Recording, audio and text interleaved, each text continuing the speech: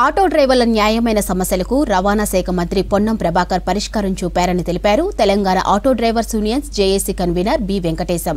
ఇక హైదరాబాద్ లో MLA CPI రాష్ట్ర కార్యదర్శి కూనంనేని సాంబశివరావు, ఎమ్మెల్సీ కోదండరాం సమక్షంలో మంత్రి పొన్నంతో చర్చలు జరిపారు ఆటో యూనియన్ జేఏసీ నాయకులు.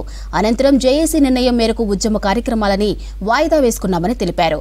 ఇక రాష్ట్ర ప్రభుత్వం ఆటో డ్రైవర్లకు ఇచ్చిన అన్ని హామీలు త్వరలోనే నెరవేరుస్తామని మంత్రి హామీ ఇచ్చారని తెలిపారు జేఏసీ నాయకులు. మేము దాదాపు 11-12 డిమాండ్లను రాష్ట్ర ప్రభుత్వానికి విజ్ఞప్తి చేయడం జరిగింది.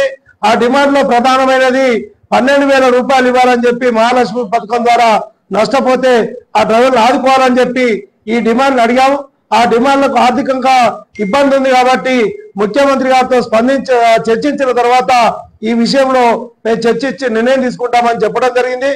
దాంతో పాటు ఓలా ఊబర్ తో ఏదైతే కమిషన్ తో నష్టపోతున్నామో కాబట్టి ఆటో డ్రైవర్లను, క్యాబ్ డ్రైవర్లను ఆదుకోవాలంటే ఒక యాప్ తీసుకురావాలనే నిర్ణయం ఉండే. ఆ యాప్ తీసుకురావడానికి రాష్ట్ర ప్రభుత్వం సంసిద్ధత వ్యక్తం చేసింది.